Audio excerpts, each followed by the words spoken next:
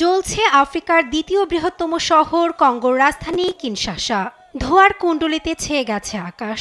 গোমাতে M23 বিদ্রোহীদের সাম্প্রতিক তৎপরতার মধ্যেই কঙ্গোর কিনশাসায় বেশ কয়েকটি দেশের দূতাবাসে হামলা চালায় বিক্ষোভকারীরা। রয়টার্সের সূত্র বলছে, রুয়ান্ডা, উগান্ডা, কেনিয়া, ফ্রান্স, মার্কিন দূতাবাস সহ জাতিসংঘের অফিস প্রাঙ্গণে হামলা চালায় বিক্ষোভকারীরা। এ সময় আন্তর্জাতিক সংস্থাগুলোর নিষ্ক্রিয়তায় ক্ষোভ প্রকাশ করে বিক্ষুব্ধ জনতা। ফ্রান্স, বেলজিয়াম, যুক্তরাষ্ট্রের যোগসাজশে রুয়ান্ডা এই আগ্রাসন চালাচ্ছে। কঙ্গোর মানুষ ক্লান্ত। আমাদের আর কতবার মারতে হবে?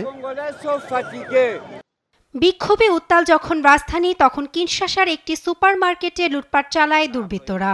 এদিকে M23 বিদ্রোহীদের আগ্রাসনে আরও 4 শান্তিরক্ষীর মৃত্যুর খবর নিশ্চিত করেছে বিভিন্ন গণমাধ্যম।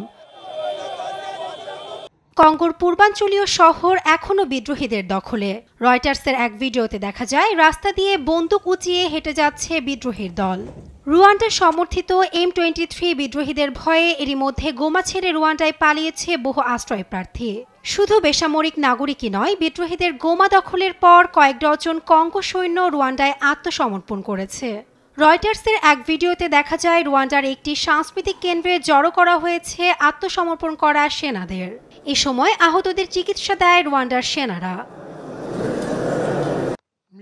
এদিকে কঙ্গো প্রজাতন্ত্রের সাম্প্রতিক অস্থিরতা সমাধানে মঙ্গলবার বৈঠকে বসে জাতিসংঘের নিরাপত্তা পরিষদ। এ সময় গোমায় বেসামরিক দুর্ভোগ অকল্পনীয় বলে উদ্বেগ জানায় কঙ্গো গণতান্ত্রিক প্রজাতন্ত্রের জাতিসংঘের দূত ভিভিয়ান ডিপেরে।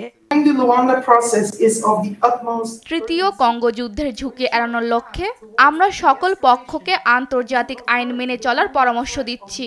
গোমা ও এর আশপাশের জনগণ যে দুর্ভোগ পোহাচ্ছে তা সত্যি অকল্পনীয়।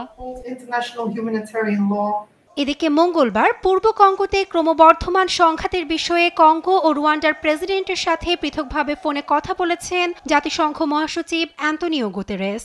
ডিআরসি পরিস্থিতি নিয়ে জাতিসংঘ সদর দপ্তরে সাংবাদিকের সাথে কথা বলার সময় এ তথ্য জানায় জাতিসংঘের ডেপুটি মুখপাত্র স্টেফেন দুজারিক। কঙ্গোর পূর্বাঞ্চলের সংকট কয়েক দশক ধরে চলছে। 24 ঘন্টায় সমস্যা সমাধান করা সম্ভব না।